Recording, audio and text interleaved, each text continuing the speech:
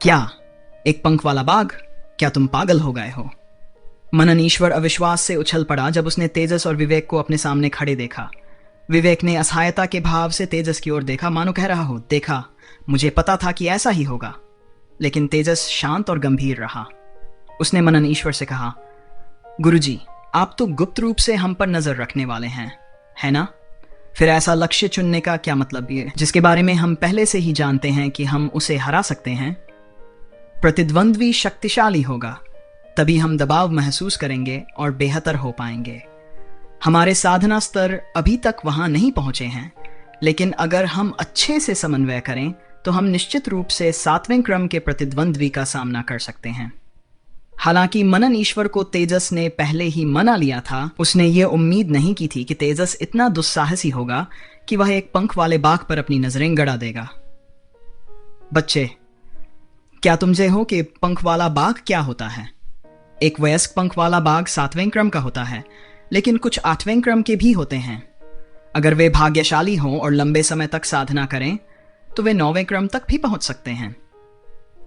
क्या तुम अंदाजा लगा सकते हो कि जिस पंख वाले बाघ का सामना तुम्हें करना है वह किस क्रम का होगा?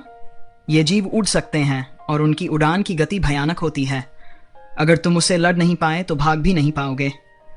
पंख वाले बाघ का शिकार करना कोई प्रशिक्षण नहीं है, यह जल्दी मौत की ओर कूच करने जैसा है।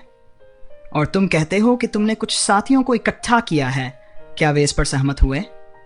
तेजस ने शांति से जवाब दिया, उनका सहमत होना मुश्किल था, क्योंकि मैंने उन्हें यह नहीं बताया कि हम किस राक्षसी जानवर का शिकार करने जा रहे हैं। जब हम उसे खोज लेंगे तब उन्हें पता चलेगा। मनन ईश्वर की नजरें बदल गईं, जिसमें आश्चर्य और प्रशंसा का मिश्रण था। तुम बहुत साहसी बच्चे हो। 9 साल की उम्र में पंख वाले बाघ को मारने की तैयारी कर रहे हो। 19 साल की उम्र में तुम क्या करोगे? पैतृक न्यायालय को चुनौती दोगे? तभी बाहर से एक कठोर आवाज आई, तुम्हारी बहादुरी सराहनीय है, फिर भी मूर्खता की सीमा पर है। गौतम तेजी से तेजस की ओर बढ़ा। यह सचमुच युवा और अनुभवहीन की निडरता है। क्या तुम्हें डर नहीं है कि यह मौत की ओर कूच है? तेजस ने जवाब दिया, हम पूरी सावधानी रखेंगे, और वैसे भी क्या शिक्षक गुप्त रूप से हमारी रक्षा नहीं कर रहे हैं? बिना जोखिम के कोई लाभ नहीं होता। मुझे नहीं लगता कि कोई भी सच्चा शक्तिशाली व्यक्ति सिर्फ किस्मत की बदौलत मजबूत बनता है। गुरु गौतम, यह हर किसी की रक्त शक्ति को जागृत करने और उसे पूरी तरह से उभारने का एक शॉर्टकट है। इसमें जोखिम है, लेकिन अगर हम सावधान और अच्छे से तैयार हों तो मुझे यकीन है कि हम इसे संभाल सकते हैं। गौतम ने नाराज होकर कहा, बकवास!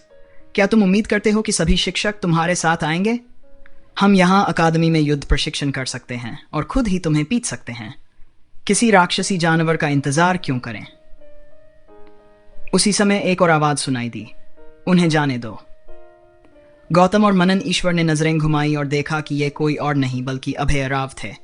यहाँ रिडेम्पशन सोसाइटी शाखा के प्रभारी व्यक्ति, अकादमी शहर के मेयर और सबसे महत्वपूर्ण बात, उनका वरिष्ठ। चेहरे पर गंभीरता के भाव लिए अभय राव गौतम और मनन ईश्वर के पास पहुंचे। तेजस की बात में दम है। हमारे युवाओं के विकास के लिए कठोर दबाव एक महत्वपूर्ण मार्ग है। शायद हमारा रूढ़िवादी दृष्टिकोण ही उनकी वृद्धि की धीमी गति का कारण है। उनमें से हर एक के पास अनूठी प्रतिभा है।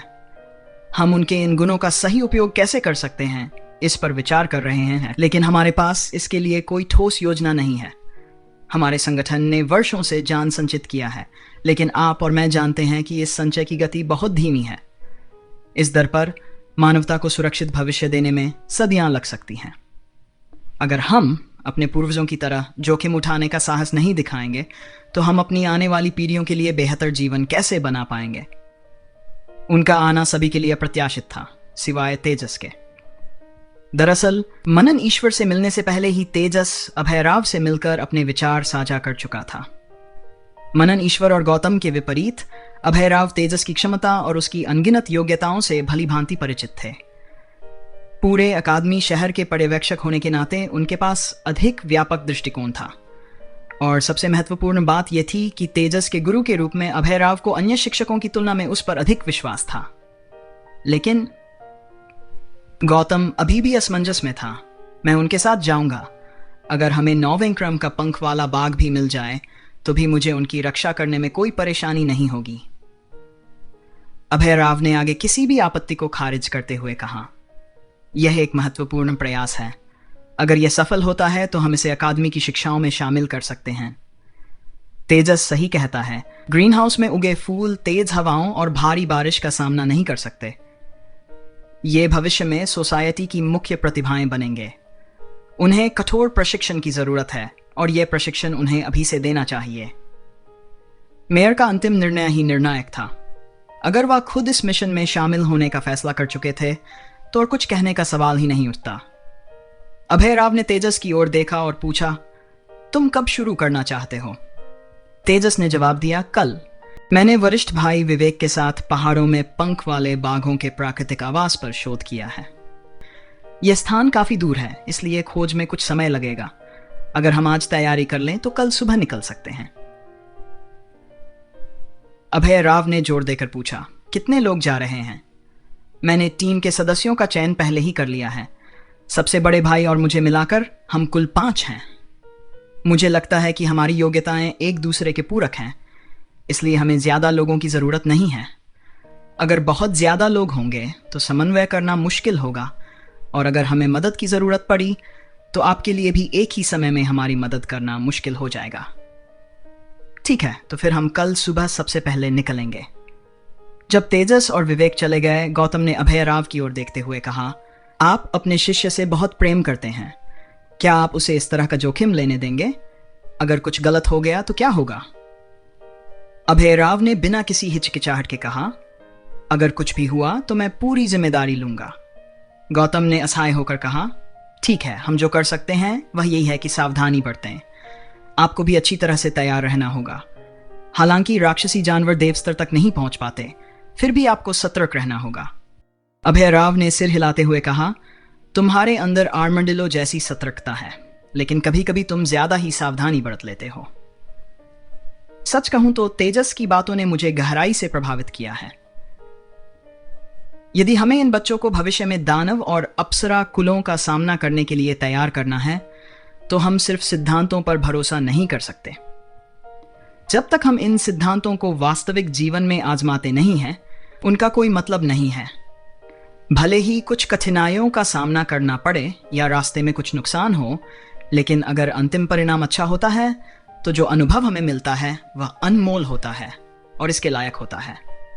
गौतम मुस्कुराते हुए बोला, यह कहना तो आसान है, लेकिन इतनी शक्ति और प्रतिभाशाली छात्रों को इकट्ठा करना कोई आसान काम नहीं था। खैर, आप बॉस हैं, इसलिए मैं आपकी बात मानता हूं। क्या हमें एल्डर सिया को भी साथ लाना चाहिए? अभय राव ने सिर हिलाते हुए कहा, नहीं, कोई जरूरत नहीं है। हमें उन्हें यहीं रहने और चीजों का ध्यान रखने की आवश्यकता है। अगर वह इस इलाके से दूर चले गए तो समस्याएं पैदा हो सकती हैं। कक्षाएं, साधना, भोजन और फिर साधना। दिन जल्दी बीत गया। तेजस द्वारा चुनी गई टीम के सदस्य अगले दिन सुबह सुबह चुपचाप अकादमी से निकल गए और पहाड़ पर जाकर इकट्ठा हो गए। विवेक टीम का नेता था। सुबह की हल्की रोशनी का फायदा उठाते हुए पांचों ने चुपचाप काली पर्वत की ओर कदम बढ़ाए। विवेक सबसे आगे था, उसके पीछे गौरव चल रहा था। चांदनी ने अपना राक्षसी भगवान परिवर्तन सक्रिय किया और उनके ऊपर उड़ने लगी। दीपक बीच में था, जबकि तेजस सबसे पीछे चल रहा था। सभी पांचों रास्ते से अच्छी तरह वाकिफ थे, इसलिए वे पर्वत श्रृंखला में प्रवेश कर गए और जल्दी से जंगल में ओझल हो गए। जैसे ही सुबह की कक्षाएं शुरू हुई, गौतम को अचानक कुछ असामान्य महसूस हुआ। अरे, ये क्या हो रहा है? दीपक और गौरव कहाँ हैं? तेजस और विवेक से यह नहीं पूछा गया था कि वे किसे अपने साथ ले जा रहे हैं। उनके विचार में ये दोनों अच्छे शिष्य और अकादमी के वरिष्ठ भाई हमेशा सोच समझकर ही काम करते थे। वे एक पंख वाले बाघ का शिकार करने जा रहे थे, इसलिए यह सोचा गया कि वे स्वाभाविक रूप से सबसे मजबूत छात्रों को टीम में शामिल करेंगे। लेकिन आज सुबह जब कक्षाएं शुरू हुई तो पता चला कि ऐसा बिल्कुल नहीं था। दीपक और गौरव भी चांदनी के साथ चले गए थे और ये किसी को पता नहीं था।